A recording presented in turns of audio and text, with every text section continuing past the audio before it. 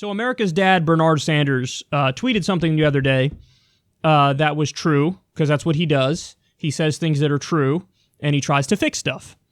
He's a good guy. Like the guy. So he said that 500,000 Americans will go bankrupt for medical bills. That's what he tweeted. Now, this is not controversial. This is accurate. And it's based off of a study published in the American Journal of Public Health. Sounds pretty legit, doesn't it? The American Journal of Public Health. So again, Bernie just says things that are true. He's trying to fix problems, and he lets you know what the problem is, and then he tells you how he wants to fix it. Standard Bernie Sanders. So, remember like a week ago or 2 weeks ago when Bernie was on the campaign trail and he said, like, the Washington Post is owned by Jeff Bezos. Jeff Bezos doesn't like him because Bernie's going to go after Jeff Bezos. He proposed the Stop Bezos Act, and he fought to get Amazon workers a living wage, and he wants to raise, Jeff Bezos' taxes. He has over $100 billion. And Bernie said, yeah, I know he doesn't like me. And what a surprise, the Washington Post, which he's an owner of, right, at least holds a large stake in it. Unsurprisingly, the Washington Post always goes after Bernie Sanders. And the media melted down and act like, oh my God, he's acting like Donald Trump and saying things are fake news, and he's so unhinged and he's so crazy. Ha ha! Bernie Sanders, crazy old man. Ha ha ha ha ha. Well, fast forward to today, to this week. And what did the Washington Post do when they saw that tweet of Bernie Sanders where he says 500,000 Americans will go bankrupt for medical bills? Look, Sanders' flawed statistic, 500,000 medical bankruptcies a year. Sanders' flawed statistic, 500,000 medical bankruptcies a year. Flawed. Really? How'd you come to that conclusion? Well, what they do is they minutia troll you to death. And they say, well, technically, when a bankruptcy happens, bro, you gotta, look at all the factors. And, all the factors are hey, man, maybe the dude was late on his car payments. Maybe he's late on his mortgage.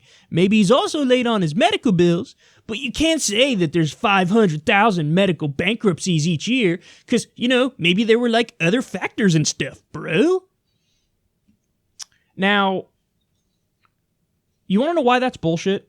Because the author of the study that was published in the American Journal of Public Health came out and said, no, Bernie Sanders is 100% correct. And when you ask people, it's over 500,000 that say that's the bulk of the problem for their bankruptcy. So that's the main thing. That's the problem. But that's not good enough for Washington Post. They're like, bro, what if even though 80% of your debt is medical debt, what if the other 20% is something else? Can you really technically call that a medical bankruptcy, bro? Yeah, we can. Crazy Bernie. He's wrong. Here's the cherry on top for this story. And credit to David Dole of the Rational National for pointing this out. In an article published on February 8th, the Washington Post cited this statistic. They said, the study published in the American Journal of Public Health found before the ACA went into effect, 65.5% of people in debt cited medical concerns contributing to bankruptcy, compared with 67.5% in 3 years after the healthcare law was implemented. It found 530,000 families deal with bankruptcies related to illness or medical bills. So here's the grand irony of what's going on here. There's a very good chance that Bernie Sanders got this statistic from the Washington Post's article, and then he does a tweet based off of the Washington Post article citing this study, and then Washington Post goes, we rate that false, bro. They gave him 3 Pinocchios out of 4. He could have got the story from you. Are you rating yourself 3 Pinocchios? What do you... Oh my God, the media bias is so obvious and abysmal. I mean, this is embarrassing, man. This is embarrassing. This is what they do. They nuance troll him to death. He could say the most obvious stuff and they go, well, actually, bro. They well actually him to death.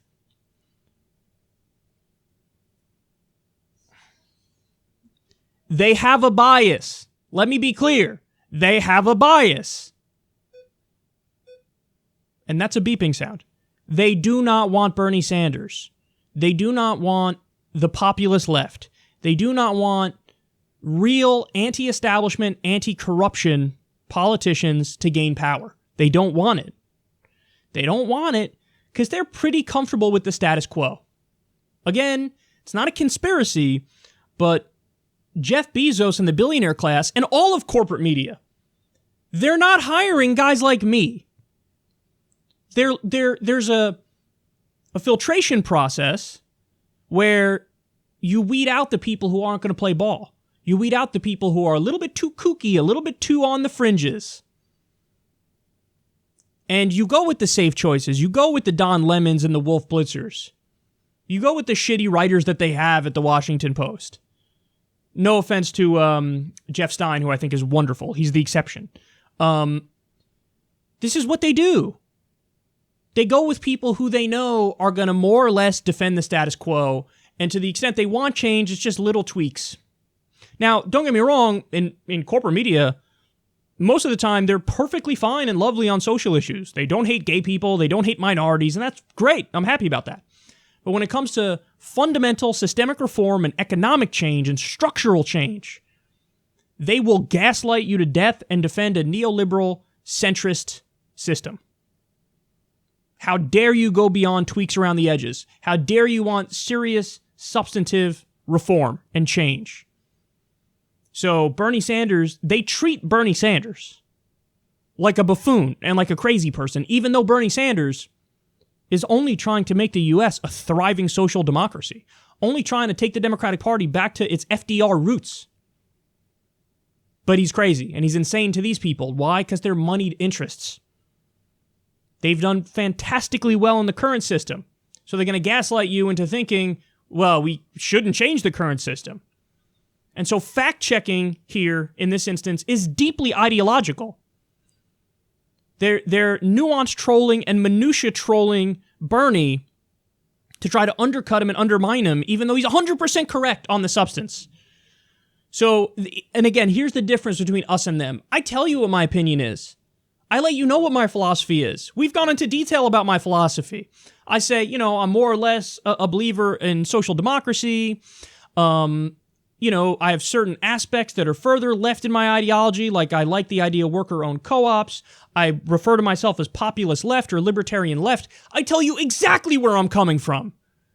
They don't on CNN. They don't in corporate media. They don't in the Washington Post. They play hide the ball. They pretend like, us, bro? Pfft, we're totally above the fray. We have, no opinion about anything at all. We're just giving you the facts. It's like the incredibly cringeworthy CNN ad campaign of facts first. See, this is an apple. Pfft, this isn't an orange, bro. This is an apple. We're so smart, we're telling you it's an apple. We're telling you the truth, it's an apple. It's an apple. Facts first. Facts first. Incredibly smug. So they act like we're just all about the data and the numbers and the statistics and objective truth, and then they give you a deeply ideological worldview. They're dishonest. I'm honest. I'll tell you the truth and the numbers, but then also give you my take on it, but it's my take and I have a perspective, but I'm telling you that perspective. They pretend they don't even have a perspective. There's no way you could do this fact check as you did it unless you have a perspective. And that perspective is gaslight to try to protect the status quo when it comes to healthcare. And that's what they're doing. You think this is bad, it's going to get worse, I'm telling you, because now we saw the first polls where with Biden in the race, Bernie is now tied at the top. The more polls come out that show Bernie at the top, it will become desperate, it will become insanely hyperbolic, and it will be vicious against Bernie. They will treat Bernie worse than they treat Trump, if they're not already doing it. Remember in 2016, 16 negative articles against Bernie in a 16-hour period? Just get ready, bro. Get ready. It's only going to get worse from here.